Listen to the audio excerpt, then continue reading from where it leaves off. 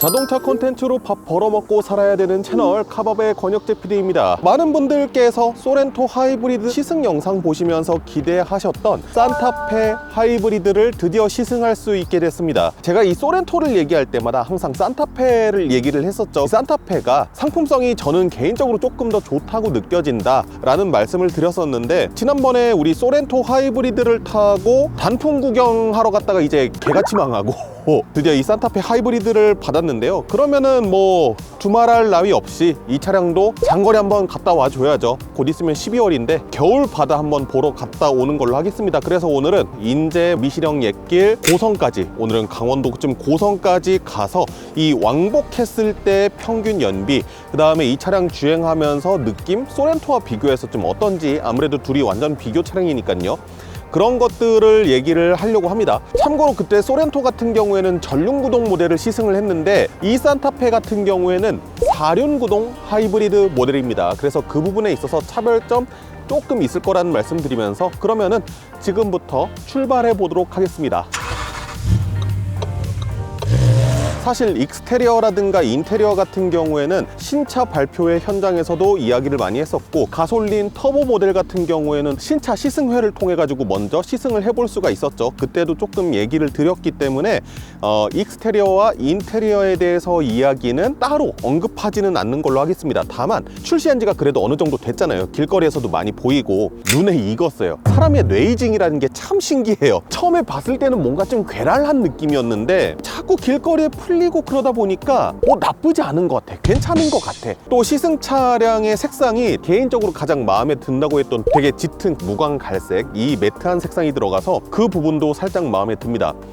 그런데 이 산타페, 제가 굳이 이 외관 쪽에서 이야기를 하는 것 중에 하나가 뭐냐면요, 이 휠 때문에 그래요. 이 휠이 하이브리드 모델에 들어가는 20인치짜리 휠, 소렌토 하이브리드 같은 경우에는 일단은 20인치짜리가 없습니다. 그래서 18인치의 편평비 60짜리 휠만 있었는데 인간적으로 좀 너무 못생겼다 라는 얘기를 드렸는데, 반면에 산타페 같은 경우에는 이 4륜구동 모델에 한해서 20인치짜리 휠을 가지고 있습니다. 많은 분들 아시겠지만 소렌토라든가 산타페의 하이브리드 모델이 전륜구동 모델은 친환경차 세제 혜택을 받지만 연비 충족을 못 시켜서 4륜구동 같은 경우에는 세제 혜택을 못 받는단 말이에요. 소렌토 같은 경우에는 그럼에도 불구하고 4륜의 18인치 휠을 그대로 쓰고 있는데, 약간 산타페는 어떻게 보면은 패기 같은 거죠. 아씨 어차피 세제 혜택 못 받는데 뭐 나는 그냥 멋이나 따라갈래 하면서 20인치의 전용 하이브리드 휠을 만들어 놨습니다.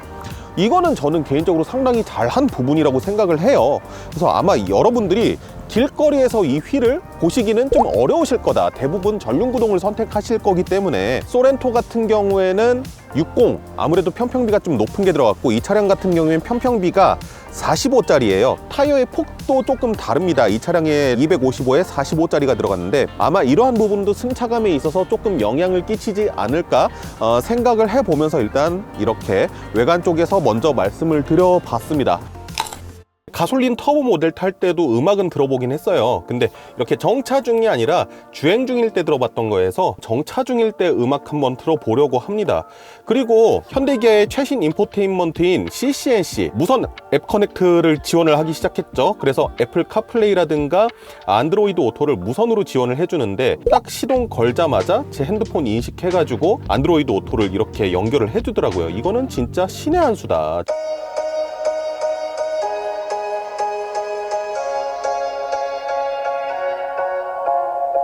See us in the hallway, 거지 기자 달라 spicy up like chili chili. Walking down the slow mo, 야빠빠르대로 가라.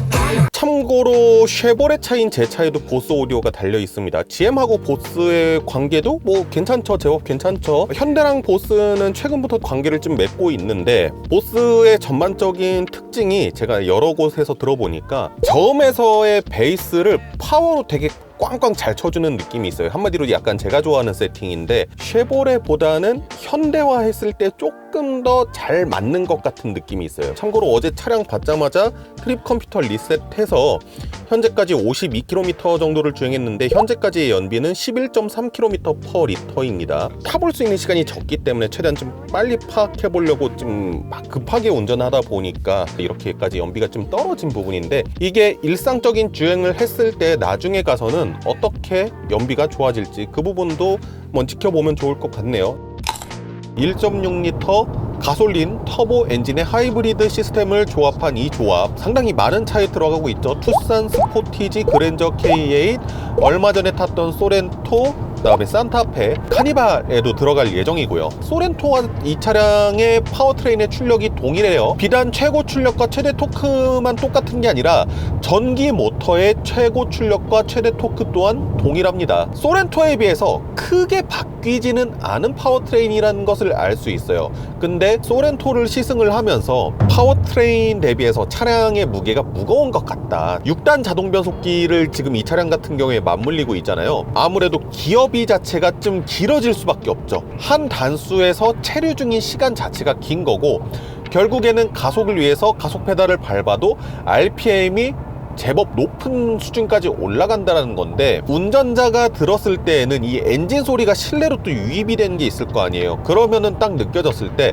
아, 파워트레인이 이 차를 살짝 버거워하는 거 아닐까라는 생각을 하게 되거든요. 근데 그때 제가 그런 얘기를 했었습니다. 산타페가 소렌토보다 무겁다. 지금 딱 이 차량이에요. 이 차량 기준으로, 그러니까 4륜 구동 기준으로 해서 공차 중량 2톤이 넘어갑니다. 소렌토에 비해서도 거의 100kg 내외 정도로 더 무거운 거거든요. 걱정이 있었어요. 아니 뭐 모터 출력도 똑같고 파워트레인의 출력이 전반적으로 다 똑같은데 무게가 더 무거워지면은 이거를 얘가 어떻게 감당을 하려나. 거기에다가 이 차량 같은 경우에는 조금 더 부하가 많이 걸리는 4륜 구동 시스템이 들어가져 있잖아요. 그래서 사실 연비적인 측면으로 놓고 봤을 때에도 소렌토 전륜구동 대비해서 연비가 1km/L 이상 낮습니다. 뭐 물론 오프닝에서 얘기했던 휠 사이즈 그런 것에 대한 부분도 분명히 영향이 있긴 하겠지만요. 어느 정도 높은 출력을 내줘야 될 때 RPM을 상당히 높게 쓰면서 변속을 못하고 있는 상황, 뭐 그런 것들은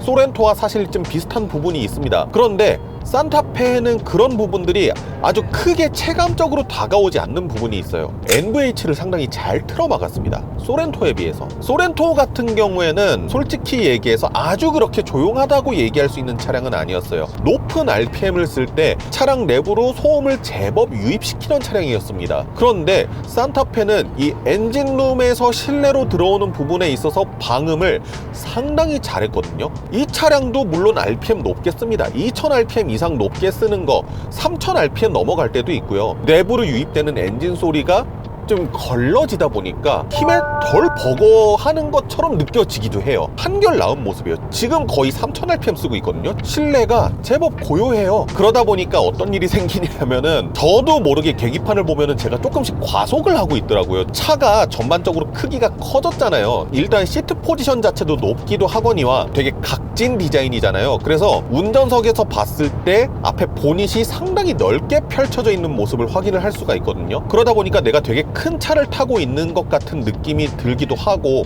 상대적으로 작은 차에 비해서 속도감이 그렇게 크게 느껴지지 않거든요. 가속 페달을 통한 엔진의 진동이라든가 그런 것들이 유입이 되는 게 훨씬 적어요.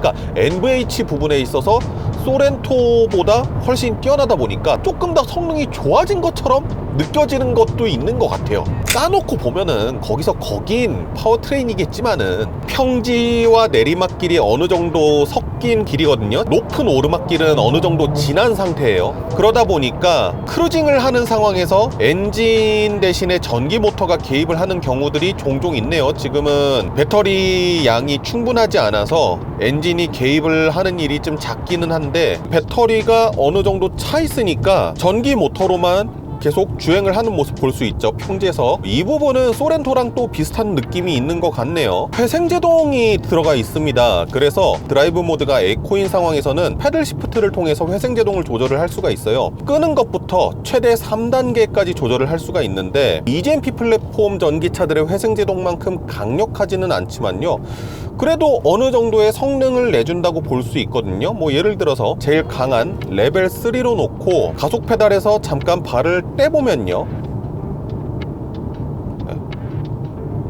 EGMP 플랫폼 전기차 회생제동 레벨 1에서 2 사이 그 어딘가쯤이라고 생각하시면 될 것 같아요. 그래서 뭐 전기차에 익숙한 분이시라든가 이런 회생제동 시스템에 익숙하신 분들은 이 차량을 타시게 된다라고 하면은 이런 식으로 배터리의 충전량을 어느 정도 확보할 수도 있다. 이거는 제 기분 탓일 수도 있을 것 같은데, 전기차는 전기 모터가 에너지를 회수를 하고 그 순간에 가속 페달을 밟으면은 방전을 하고 이런 식으로 진행이 되는 건데, 얘는 전기 모터에서 회생 제동을 하다가도 가속 페달을 밟으면은 엔진이 깨어나잖아요. 아주 살짝 묘한 이질감 같은 게 느껴지거든요. 묻어나신 분들은 모르시고 넘어갈 것 같은데, 저는 그 아주 살짝이라 그랬잖아요. 아주 조금의 이질감, 이게 한번 신경 쓰이니까 계속 신경 쓰이는 거예요.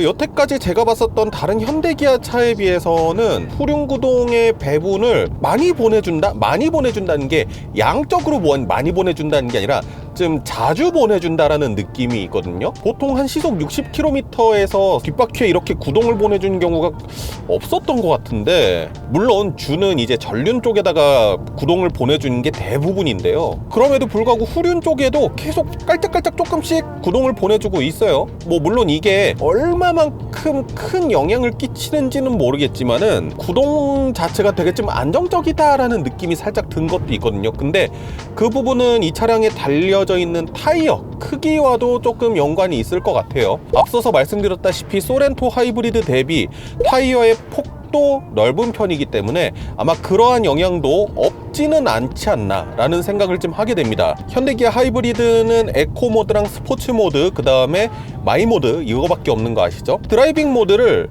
스포츠로 바꾸면 좀 얘기가 달라질까요? 에르고 모션 시트가 볼스터 쪽을 쫙 조여지는 느낌이 듭니다. 일단은 스포츠 모드를 놓게 되면은 기본적으로 RPM을 조금 높게 쓰는 것을 확인을 하실 수가 있죠. 그리고 아까 전에는 회생제동을 조절했던 패들 시프트 같은 경우에는 변속기의 역할을 하게 됩니다. 다운, 업, 업. 현대기아 하이브리드에 들어간 6단 자동 변속기가 변속이 빠르지는 않아요. 그냥 있다 정도의 의의를 두시면 될 것 같습니다. 이 상태에서 가속 페달을 조금만 깊게 밟아본다 치면은, 네, 뒷바퀴의 접지력을 위해서 뒤에 구동력이 50% 반까지 꽉 차는 모습 확인하실 수 있었죠. 에코 모드로 돌리면은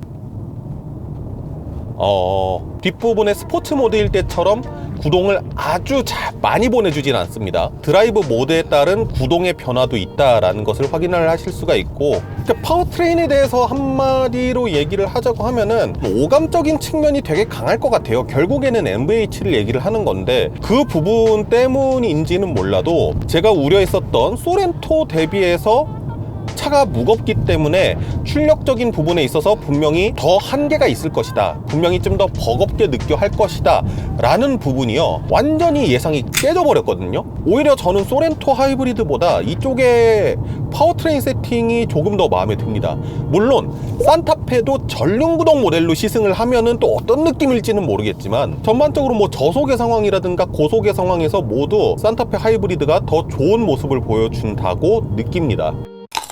자, 승차감에 대해서 이야기를 해보려고 합니다. 제가 소렌토 하이브리드를 타면서 그런 말씀을 드렸어요.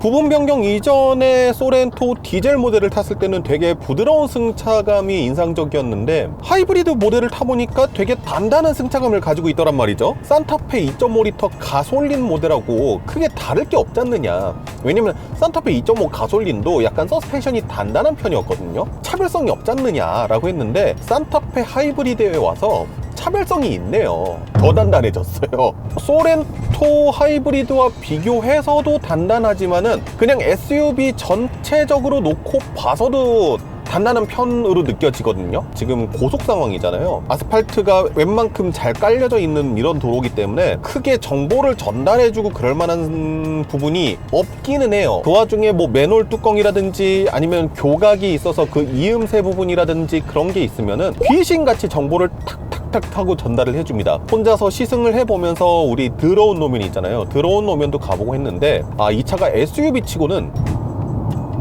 네, 지금 같은 교각이 이음새 이런 부분도 상당히 단단하게 정보를 전달을 하거든요. 들어온 노면에 있는 과속방지턱 되게 불규칙하게 생긴 그런 것들 지날 때 올라오는 충격이라든가, 그리고 우리 반갈죽되어 있는 노면이 있잖아요. 되게 거친 콘크리트 포장하고 그나마 조금 덜 거친 콘크리트 포장하고 이렇게 딱 반으로 나뉘어져 있는데, 그런 데에서의 진동도 어느 정도는 시트를 통해서 전달해 주는 것도 있습니다. 중형 패밀리 SUV 치고는 서스펜션 세팅이 상당히 탄탄한 편이에요. 그 이유에 대해서는 지난번에 가솔린 모델을 탈 때 제 나름대로 추측을 해본 부분이 있습니다. 이 차가 소렌토 대비해서 전고가 70mm, 그러니까 7cm 정도가 높아요. 대부분의 크기들은 엇비슷하거든요. 전고, 전장, 휠베이스. 지난번에 시에나 리뷰할 때도 그런 말씀 드렸고, 알파들 리뷰할 때도 그런 말씀을 드렸지만은, 기본적으로 차량의 전고가 높으면은 아래쪽에서 발생하는 흔들림이 더 위에선 크게 느껴져요. 연필 같은 거를 하나 이렇게 꽂아두고 밑에서 흔든다고 생각을 해보세요. 그러면 제일 크게 흔들리는 곳이 윗부분일 거 아니에요. 제일 위에 부분. 제가 봤을 때에는 산타페를 개발할 때에도 그 부분에 대해서 어느 정도 고려를 한 것 같아요. 미니밴은 그냥 사람이 타는 게 주 목적이란 말이에요. 그렇기 때문에 어쩔 수 없이 승차감을 조금은 무르게 하는 것이 최선의 방법인데, SUV 같은 경우에는 결이 살짝 다르죠. 사람들이 미니밴 대신에 SUV를 선택하는 것에 있어서는 큰 차에 대한 부담감, 그리고 스타일에 대한 것들, 이런 생각들이 있을 거란 말이에요. 그렇기 때문에 승차감 역시도 막 그렇게까지 굳이 부드럽게 할 필요가 없으니 그냥 아싸리 조금 단단하게 잡자. 어쨌든 차체가 크기 때문에 불안한 거동도 많이 나올 수 있단 말이에요. 그것에 대한 안전성도 잡고 어설프게 부드러운 승차감 만들어서 위에서 그런 불쾌한 승차감 만드느니 승차감 자체를 살짝은 단단하게 잡아보자, 이런 느낌이 아니었을까라고 이제 저는 나름 추측이 가능할 것 같습니다. 차량 없으니까 조금 속도가 높은 상황인데, 이 상황에서 스티어링 휠을 살짝 틀어보면은 중간중간에 전자제어가 나와가지고 딱딱 잡아주는 느낌이 있거든요. 아무래도 서스펜션 세팅 자체를 좀 단단하게 잡아놓은 부분이 있기 때문에 애가 막 무지성으로 휘청거리거나 그러는 느낌은 아닌데, 근데 그런 불안한 움직임이 지속되면은 얘도 무게 플러스 크기, 이런 것 때문에 결국에는 약간 불안한 느낌을 보여주려고 한단 말이에요. 그때 바로 컴퓨터 전자제어가 빡 하고 잡아버리는 거죠. 코너워크나 이런 부분들이 좋지 않을까라는 생각을 하실 수가 있을 겁니다.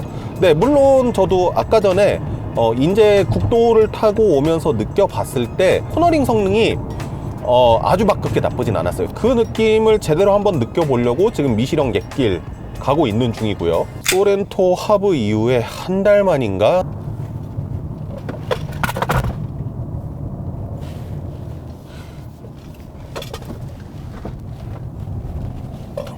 네, 이렇게 급격한 코너를 돌아도 사실 롤로 인해서 불안한 느낌을 가진다거나 그런 거는 느껴지지 않는데, 그래도 차체가 커서 부담스러운 느낌은 이것까지는 어쩔 수가 없어요. 약간 좀 밀려날 것 같은데 라고 하는 그런 불안감 같은 것들은 공차 중량이 2톤이 넘는 차니까요. 당연히 그럴 수밖에 없지 않나 라는 좀 생각을 하게 되고요. 하지만 서스펜션의 롤링이라든가 피칭 때문에 불안한 느낌은 없다는 거, 차량의 서스펜션으로 인한 불안함, 거동으로 인한 불안함 자체를 조금 덜 느끼게 하기 위해서 서스펜션 세팅을 살짝은 단단하게 하지 않았을까. 그로 인해서 승차감 부분이 조금 단단해지긴 했지만 이 부분은 그래도 댐퍼단에서 살짝 부드럽게 잡아주는 듯한 느낌은 없지 않아 있긴 있습니다. 지금 오르막길을 계속 오르고 있잖아요. 3600, 막 3700 rpm 이렇게 쓰면서 주행을 하고 있는데 소렌토보단 조용해요. 일반 도로 상황에서의 승차감은 어떻느냐라고 하면은 아무래도 과속방지턱이라든가 좀 이런 것들을 넘어봤을 때 느낌이 제일 우리가 자주 만날 수 있는 그런 환경이겠죠. 도로의 웬만한 정보들 같은 경우에는 전달을 해주는 편이긴 한데 그래도 패밀리 SUV이기 때문에 아주 그렇게 막 우당탕쾅탕 그렇게 만들진 않았다. 그래도 어느 정도는 이 부싱 부분에서 좀 부드럽게 넘어갈 수 있게끔 해놓긴 했어요. 그래서 정보를 전달은 해주되 조금은 뭉툭하게 다듬어서 전달을 해주고요. 네, 후면부의 서스펜션을 살짝은 조금 더 부드럽게 잡아놓은 듯한 느낌은 있긴 한데 큰 차이다? 라고 말씀드리기는 조금 어려울 정도. 승차감 부분에 있어서 출렁거리는 것을 최대한 방지하려고 한 것 같아요. 그래서 뒤쪽에 서스펜션이 어떠한 충격을 받고 나서 반작용으로 출렁하는 그런 느낌은 거의 없고 단단하게 바로 딱 받아들이는 그런 느낌을 확인을 할 수가 있습니다. 어떻게 보면은 탄탄한 세팅을 가지고 있긴 하지만 그렇다고 해서 패밀리카의 범주로서 이거는 좀 너무 심한데 과한데 그 정도의 느낌까지 전달해주는 것은 아닌데 대신에 그런 경우는 있습니다. 특정 상황, 특히 조금 날카로운 충격이 있잖아요. 그런 상황에서는 되게 불쾌한 느낌을 전달할 때가 종종 있거든요.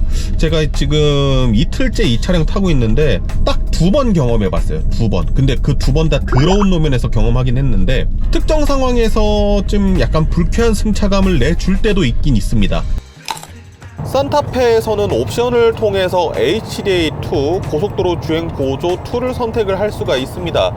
방향 지시 등을 점등을 했을 때 자동으로 차선 변경해주는 것까지 들어가 있는 기능이죠. ADAS를 작동을 시켰고요. 차선 중앙 유지 장치와 함께 어댑티브 크루즈 컨트롤까지 같이 작동이 되는 상황인 거죠. 이 산타페에는 소렌토보다 조금 더 나은 부분이 하나가 있습니다. 바로 뭐냐면은 정전식 스티어링 휠이 들어갔다는 거거든요. 이렇게 핸들을 잡으라고 떠요. 이렇게 그냥 스티어링 휠을 살짝만 쓰다듬어도 인지를 한다는 거죠. 지금 스티어링 휠에 사람의 신체가 닿았구나. 차선 중앙 유지 장치는 뭐 상당히 잘 작동하는 거 확인하실 수 있고 앞에 차량이 그보다 느리게 가고 있으니까 속도를 적절히 이렇게 줄여주는 모습 잘 확인하실 수 있죠. 이 상태에서 이 차량들을 추월하려고 한다. 지금 제가 튼 게 아니라 차량이 알아서 스티어링 휠을 튼 거고요. 앞에 장애물이 사라지니까 그때서부터 가속을 해주는 모습 확인하실 수 있습니다. 현대기아의 ADAS는 전반적으로 상당히 만족도가 높은 편이긴 하거든요. 나쁘지 않다. 특히 이런 고속도로 주행 환경에서는 나쁘지 않은데 내부 순환로를 진입을 했었는데 내부 순환로 뭐 아시다시피 지금 이 시간에 꽉 막혀 있죠. 전방 차량과의 차간 거리를 좀 상당히 많이 띄워주더라고요. 안전에 대한 부분 때문에 그렇게 하지 않았나 라고 좀 예상을 해볼 수 있을 것 같습니다. 산타페 하이브리드 시승을 마쳐봤습니다. 고성에서 엔딩을 쳤는데요. 확인해보니까 오디오가 다 날라갔어. 차량 반납 전에 급하게 엔딩 다시 치고 있는데요. 제가 소렌토 하이브리드를 타면서 이런 얘기를 좀 많이 했습니다. 산타페 하이브리드가 출시되면은 다시 산타페가 소렌토의 판매량을 추월할 것 같다고 말이죠. 소렌토와 산타페가 항상 신차가 나올 때마다 엎치락 뒤치락 했던 그런 과거의 결과를 봤을 때에도 그런 부분이 있지만은 사실 저는 그것보다 다른 큰 이유가 있었습니다. 요즘에는 뭐 자동차들의 성능 자체가 너무 상향 평준화가 되어 있잖아요. 그러다 보니까 거기에서 조금 더 나아갈 수 있는, 조금 더 이 구매자들의 시선을 사로잡을 수 있는 게 바로 디자인이란 말이에요. 거기에다가 SUV가 상당히 많은 사랑을 받으면서 SUV를 조금 더 날렵하게, SUV를 조금 더 멋있게 디자인하는 그런 시대가 왔습니다. 디자인이 기능성을 추월할 때가 있다라는 얘기를 제가 종종 할 때가 있는데 3열까지 있는 패밀리 SUV임에도 불구하고 천장을 최대한 뒤로 내려서 3열의 탑승자는 머리 공간이 없고 이러는 상황들이 상당히 많이 생기고 있는 게 지금 현재 SUV 시장의 상황이죠. 그런데 우리는 디자인보다는 기능을 중시해 라고 하면서 성냥갑처럼 파워 테일게이트 이 부분을 최대한 양쪽 끝으로 밀어내면서 리어 램프를 제일 하단에다가 까는 우리가 여태까지 볼 수 없었던 이상한 디자인을 가지고 있는, 이거는 진짜 완전 기능이 디자인을 앞서서 기능을 위해서 디자인된 모델이란 말이에요. 그 결과 산타페는 상위급 모델이라고 할 수 있는 팰리세이드보다 오히려 더 넉넉하게 느껴지는 3열 공간을 가지게 됐습니다. 저는 그 부분에 있어서 산타페가 소렌토를 다시 추월할 것 같다고 말씀을 드린 거예요. 진짜 적은 인원을 태우고 다니고 뭐 거의 나 혼자 타고 다니고 이런 사람들은 디자인이 더 예쁜 차를 사겠지만 진짜 현실적인 패밀리카로서 3열까지 써야 된다 라고 하면은 그 가격대에서 맞출 수 있는 대안이 산타페밖에 없다. 그렇기 때문에 산타페는 많이 팔릴 것이다 라고 말씀을 드렸던 거고요. 그거는 여태까지 산타페 하이브리드를 타보지 않은 상태에서 제 예상이었잖아요. 그러면 이제 하이브리드 모델을 타봤으니까 그 예상이 그대로 이어질 것이냐 라고 하면은 네, 제 예상은 더 이어질 것 같습니다. 산타페가 여전히 더 잘 팔릴 것 같아요. 근데 그건 어쩔 수 없어요. 산타페가 이제 막 출시한 차잖아요. 어떻게 4년 전에 출시한 소렌토의 상품성이 더 좋을 수 있어? 그럼 현대차에 문제가 있는 거지. 어떤 부분에서 저는 상품성이 좋다고 느껴졌냐면은 NVH 부분에 있어서 워낙에 엔진 소음이라든가, 그리고 제가 이 주행 중에는 얘기를 안 했었는데 이 차량의 공기 역학계수가 상당히 뛰어난 편이거든요. 생긴 것에 비해서. 풍절음도 소렌토 대비해서 좀 덜 들어오는 부분이 있고 해서 차량이 전반적으로 소렌토에 비해서는 조금 조용하고 안락한 느낌이 나요. 그러다 보니까 같은 파워트레인을 쓰는데도 불구하고 조금 더 여유로운 느낌이 든다 라는 부분에서 일단은 높은 점수를 주고 싶고요. 제가 계속 좀 단단하다라는 말씀을 드렸었는데 이 단단함의 느낌이 저는 약간 그 폴스타 2 탔을 때랑 좀 비슷하다라는 느낌이 들거든요. 전반적으로 스프링 레이트 자체는 그렇게 길진 않지만 그 부분을 댐퍼에서 되게 부드럽게 잡아준 느낌이 있어요. 그래서 역시나 좀 고급스러운 탄탄한 느낌이 난다 라는 부분에 있어서도 좀 좋은 느낌을 가졌어요. 저 같은 경우엔 개인적으로. 그건 승차감에 대한 영역이니까. 그 외에도 뭐 스마트폰 무선 충전 장치가 이렇게 가운데 2개 있고, 인테리어 구성 자체도 옛날엔 H가 왜 이렇게 많아 막 그랬었는데 직각으로 이루어진 되게 견고한 디자인을 가지고 있어서 이 차량의 외관 디자인과 또 되게 잘 어울리는 것 같은 느낌이 계속 보다 보면은 들어요. 그런 생각이. 그래서 오프닝에서 약간 레이징의 말씀을 드렸는데 인테리어 부분에서도 레이징이 될 수 있구나 라는 좀 생각을 해본 것도 있습니다. 다만 이제 현대차 그룹에 부탁하고 싶은 부분은 이 차량이 왜 서스펜션을 단단하게 세팅했는지, 그리고 이게 개인적으로는 제 마음에 드는 세팅이긴 한데 현대자동차 그룹 안에는 이 대중차 기업이 2개가 있잖아요. 현대가 있고 기아가 있고, 패밀리 SUV라고 하면은 아무래도 조금 더 승차감이 좋은 차들이 하나쯤은 있어줘도 괜찮지 않을까. 둘 다 굳이 탄탄하게 갈 필요는 없지 않을까라는 생각도 다소 들기는 듭니다. 한 대는 조금 더 말랑말랑하고 푹신푹신한 그런 차량을 만들어도 분명히 소비자분들이 이 선택의 폭이 조금 더 넓어질 것 같은데 둘 다 비교적 단단한 세팅이라는 건 조금 아쉬운 부분이다. 그리고 뭐 또 한 가지 아쉬운 부분이라고 하면은 아무래도 초기 품질 결함을 조금씩 이제 경험을 하고 있잖아요. 출시하자마자 엄청난 양을 생산해야 되는 그런 차량이다 보니까 문제들이 일어날 수 있지만은 고객들의 신뢰를 이제 잡기 위해서라도 사실 차 잘 만들어 놓고 그렇게 놀림받으면 좀 억울하잖아요. 초기 품질을 조금 더 신경 써줬으면 좋겠다, 그런 생각이 또 있기도 합니다. 그러면은 이제 다시 어제 결과 있잖아요. 연비 어떻게 나왔을지 어제 화면으로 다시 넘어가 보도록 하시죠. 네, 서울에 도착했습니다. 현재 시각이 9시가 조금 안 된 시각이고요. 도착하자마자 일단 시동부터 껐습니다. 연비 안 줄어들게 하려고. 참고로 지난번에 소렌토 시승할 때 시승 거리보다는 조금 늘었어요. 고성까지 올라갔기 때문에. 그래도 뭐 미시령 옛길을 올라간다거나 아니면은 강원도의 국도 인제에서 빠져나와서 미시령 옛길 타고 고성까지는 쭉 국도로 갔거든요. 서울 시내에서 길이 조금 막혔다든가 이런 것까지는 비슷합니다. 자, 그러면은 한번 지금부터 연비 확인해 보도록 하시죠. 과연 어떤 결과가 나왔을지. 523.2km라고 되어 있는데 저거는 제가 50km를 강원도 출발하기 전에 좀 주행을 했으니까 실질적으로 주행한 거는 470km 정도를 주행을 했고요. 주행 시간은 다 합쳐서 아마 7시간에서 8시간 사이 정도 될 것 같아요. 그랬을 때 연비는 14km/L가 나왔습니다. 소렌토 하이브리드 전륜 구동 모델 가지고 주행했을 때 연비가 17.3km/L가 나왔거든요. 그에 비해서 연비는 좀 많이 떨어진다라고 볼 수가 있죠. 전륜 구동과 4륜 구동의 차이가 있잖아요. 아무래도. 참고로 이 산타페 하이브리드 4륜 구동의 공인 연비는 리터당 13km입니다. 트립 컴퓨트 캐릭터의 은혜를 조금 입었다고 하더라도 비슷하게 나왔다라고 생각을 하실 수가 있겠죠. 많은 분들이 시내에서 이런 차량들을 운용을 하신단 말이에요. 나는 진짜 도심에서만 타고 다닐 거야 라고 했으면은 친환경차 세제 혜택이라든가 연비 차이 이런 것들을 생각했을 때는 뭐 굳이 사륜을 선택할 필요가 없죠. 전륜구동을 선택을 하시면 되겠지만은, 제가 아까 전에 모래사장에서 엔딩 찍었잖아요.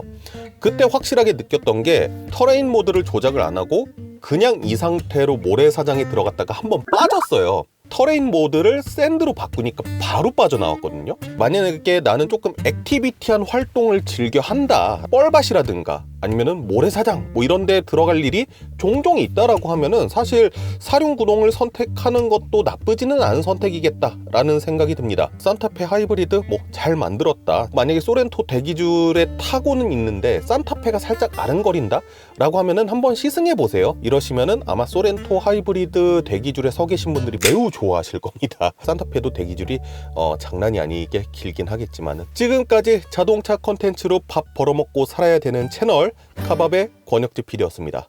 감사합니다.